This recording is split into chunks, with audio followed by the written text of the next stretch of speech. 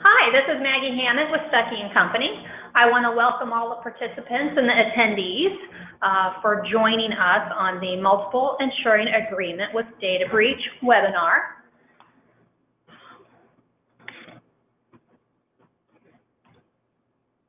I'm going to start off with kind of giving you some information on who we are. Stuckey & Company helps to provide independent agents and brokers with innovative insurance programs and very responsive service that you need to ensure long-term growth and success. We have 9 specialty insurance programs. We've been in business for 25 years, and we have a particular service that we like to brag about. It's the 151 promise. If your submission is in by 1 p.m., it will be quoted by 5 p.m. that day, and if it comes in after 5 p.m., we'll get you a quote out by the next day by 1 p.m. And as of right now, we've been servicing approximately or over 204,000 customers. What we do at Stuckey & Company is we create programs. We also have quite a few underwriters in-house. We rate and we quote, and we have the pencil, and we're able to bind and issue policies and actually endorse them on this particular program. And we handle all the renewals in our office, and then we have an accounting department set up that does the invoicing and reporting to the carriers on what type of businesses we're writing accounts, and we can offer some system integration, and we oversee claims, and then we also do marketing and training with our agents to help you understand the exposures that are out there and help provide the best service to your clients. Some of the specialty programs that we offer, the first one listed here is Safety Tech, which is for technology E&O insurance, your clients. And that's what our topic will be on today, is specifically to the Safety Tech form we offer. We also have a program for Aspire A&E, architects and engineers, and Harbor Guard, marinas and boat dealerships, MPL, which is miscellaneous professional liability, so anything that's non-tech related, we would actually send over to the MPL department. We have Element, which is a green energy industry. Of course, personal lines, which includes the home and auto, boat, and high-value homes. Then we have a commercial lines department that does your standard BOP, work comp, auto, bonds, etc., and a surplus lines department. We're partnered with Chubb on the Safety Tech program. Chubb is a global insurance leader, the world's largest publicly traded property and casualty insurer with operations in 54 countries, and they have an exceptional financial strength and a broad range of personal and commercial insurance products. Chubb combines the precision of craftsmanship with decades of experience to conceive, craft, and deliver the very best insurance coverage and service to individuals and families and businesses of all sizes. We've been partnered with Chubb for over 15 years to bring a superior product and service, particularly to the technology industry, and offering kind of a one-stop shop solution with the Safety Tech program. Today, we're going to discuss and kind of go into some details regarding the multiple insuring agreement that we offer, and we have a new data breach extension that's also included in this. This particular endorsement coverage is geared towards first-party coverage, so it's mostly for the insured, and we'll get into more details in a few slides. And I just wanted to remind everyone, after the presentation, we will be providing you a copy of the slides, the recording, and additional links for today's webinar. Let's go over some of our background. Stuckey & Company has over 20 years of underwriting technology experience, and that includes all aspects of professional risks. We also realize that some firms do a little bit more than just technology services, so we've included some additional coverage wording in our policy form. We definitely review a lot of contracts. We're obligated by technology professionals. We review those and help you and the client understand exactly what the contracts are looking for. And then we also have authority in-house up to 25 million in revenue, and we can do 5 million limits for some of those higher contracts. I'll tell you a little bit about myself. I've been with Stuckey & Company over 17 years. That's where all my experience comes from, and I've actually been in the technology department for the full 17 years, and it is ever evolving and changing, so you definitely have to keep up with the times and the new terminology that a lot of the technology professionals are using today. Harry's with me today, and he will be also presenting and speaking, so I'm going to let Harry introduce himself and let you know his experience in the industry world. Good afternoon. I'm Harry Smith. I've been with Stuckey just a little over a year. My background is sales in general and underwriting here recently. I am going to get started by just doing a quick recap of what we covered in our last webinar, which was the value of the safety tech expansion. Please keep in mind that if you were not able to attend this, we can send a copy to you. Just send us an email, we'll shoot one right over. But the last session was the value of safety tech expansion, and in that we covered the defense costs outside of the limits of liability, first dollar of defense, innocent insured, management consulting, telecommunication services, information technology, and staffing placement. These are all great coverages to have, especially in the event of a claim. Now, I'm going to jump right in to the multiple insuring agreement with data breach. Now, this slide just kind of represents everything that we'll talk about today, so this is just a general discussion about what we're going to be talking about, and then we'll go into each one of these points in detail. The first is electronic media activities liability. It includes advertising and advertising services, intellectual property infringement, and electronic content. The next will be network operation security, which touches on privacy regulations, unauthorized use of access, and insured computer systems. And the last will be data breach fund, which touches on notification expenses, which is gaining in popularity these days, and credit monitoring, as well as forensic investigations. Okay, now, electronic media activities liability.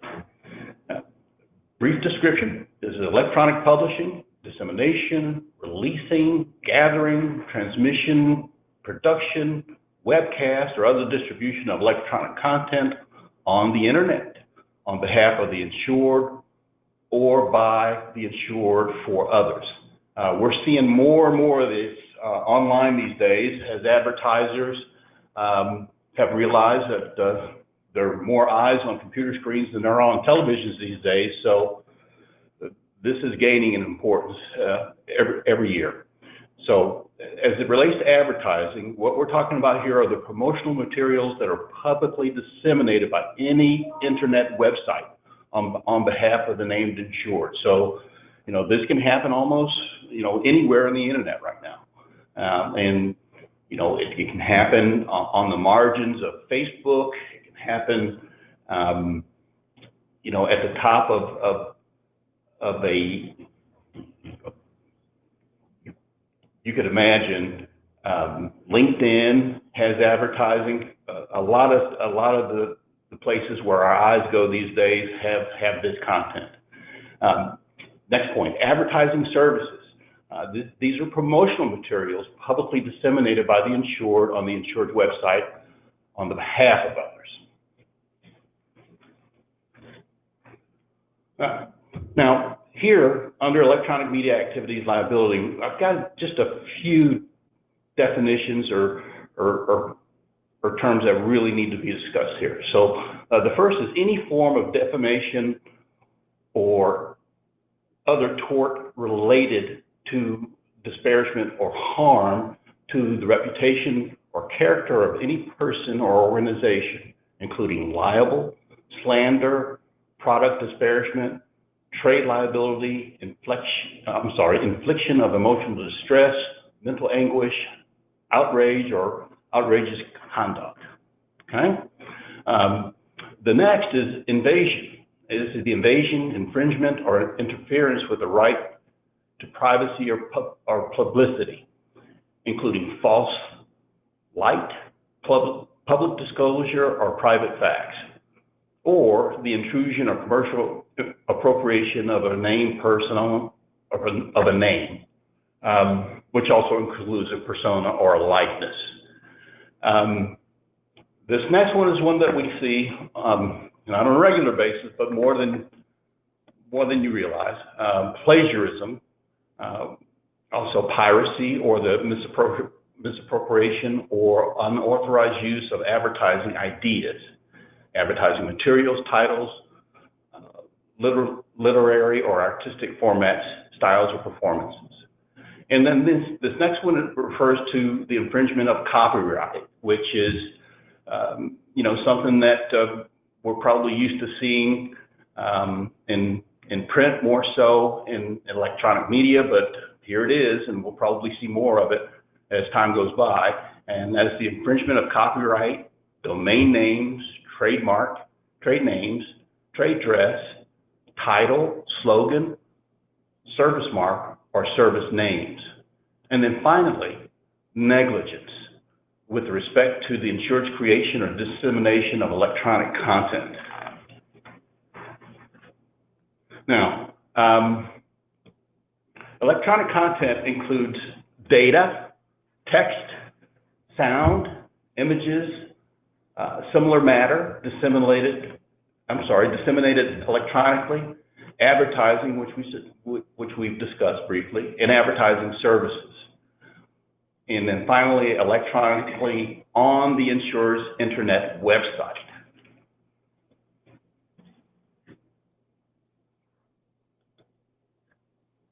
Thanks, Harry. I'm going to go ahead and take it over here with network operations security. This also refers to and includes like privacy breach. And this is also more for, again, kind of what we're going over today is first-party coverage. So these are endorsements and enhancements that we have on our policy form that will cover the insured themselves. Privacy regulation is listed under network operations security. And this is the control and use of personal, identifiable, financial, medical, or other sensitive information. It seems we're seeing more of these types of exposures lately due to everything done online. But this would include like your HIPAA, your Graham-Leach-Bliley Act of 1999, California Security Breach Notification Act. And due to the growing cyber threat, there are definitely other similar state, federal, or foreign identity regulations that are out there.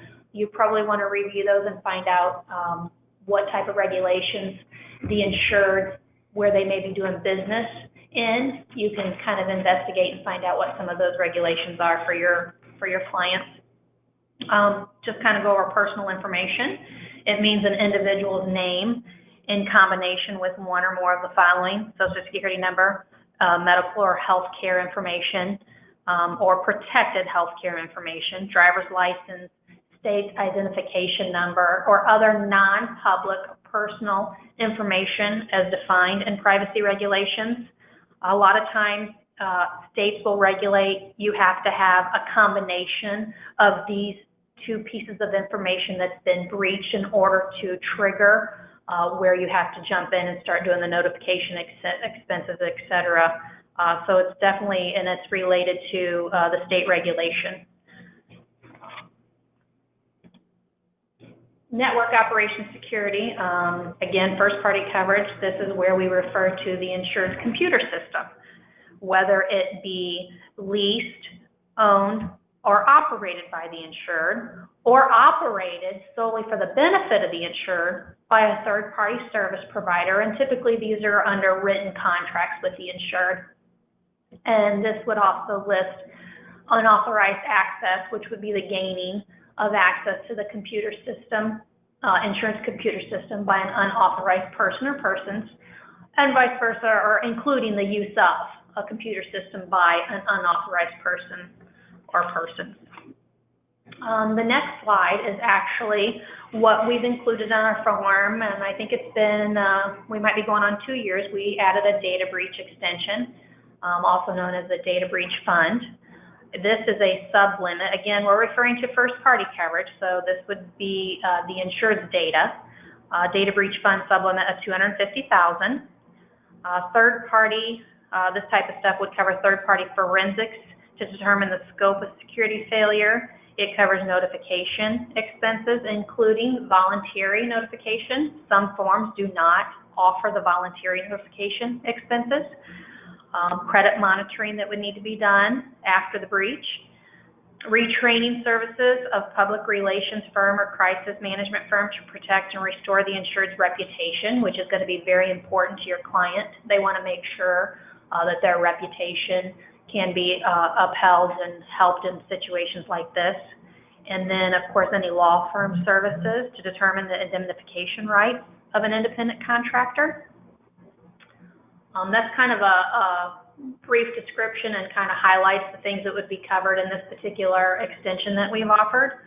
And just so you know, right now we have a sub-limit on the first party notification expense at $250,000, but we are working with a carrier that will actually offer us up to $1 million. And we actually have those filed. We're just waiting for approval to come back from the state. So that's good news.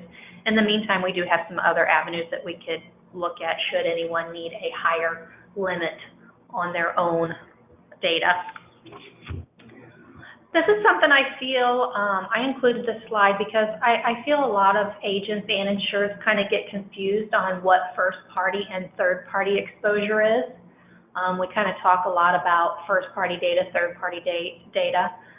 So I've kind of given a quick description. First party data, or also the insured's data, it's data the insured is not hired to secure. And for example, employees' information. Let's just say they do, obviously, a direct payroll for their employees. So on their server, they probably store the employee's name, social security number, maybe a bank routing number, account number for direct deposit, things like that. They may also store on their network their clients' billing information. Maybe they bill their clients on a monthly basis for their services. And so they store the credit card information, their client's name, you know, in combination with some other information. So this is when we refer to first-party data. It's kind of what the insured would store on their network and not be hired to secure. And that's kind of what these slides are about, kind of all trying to give the insured a little bit of coverage along with the main tech E&O policy. So the next example I have up here, or definition, is third-party data, which is the client's data, would be the insured client's data, where they are hired to secure the data. Now this is covered under our main E&O policy form. The E&O policy form is third-party coverage. And this would be where they were network servers, or the insured may do some web hosting where the clients are inputting some, you know, personal private information and having the data transfer. And there might be a breach along those networks or the web hosting service that was done by our insurers. And that is kind of, again, what the main E&O form is for third-party coverages. So hopefully that'll help differentiate when we talk about first and third-party coverage and data. It seems to be a hot topic these days. I'm going to turn this back over to Harry, and he'll kind of wrap up for us today. All right, thank you. I'm just going to wrap it up by talking about the importance of the coverage. It's first off very important to understand what the needs are of the potential insured. And in my opinion, that's best done by understanding two things. The first is understanding what it is they are paid to do and how it relates to technology. And the second would be, what is it that they are seeking coverage for? You know, most of our clients have something in mind, something that keeps them up at night that they're afraid could come back and do damage to their organizations or businesses if they're sued behind any any lack of performance in those areas. So a healthy understanding of what those two key points are would be a great start to help us position the importance of this coverage. The second point here are contractual requirements. A lot of times folks come to us because they have to have this coverage as part of a contract, and those generally include professional liability requirements in those contracts. General liability requirements are typically listed in those contracts. Cyber liability, and finally, how additional insureds should be handled from a contractual standpoint. State regulatory guidelines, which is the next point, that pretty much speaks for itself. It helps us to understand what our obligations are there.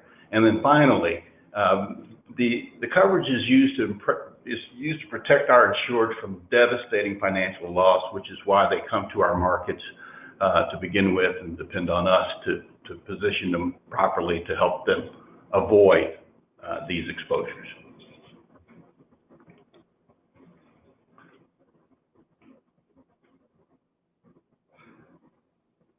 If you have any questions, we're easy to contact. Maggie's information is here as well as mine. We have email addresses and phone numbers here for us to cover. And I'm going to go ahead and turn it over to Maggie to wrap it up. Thank you, Harry.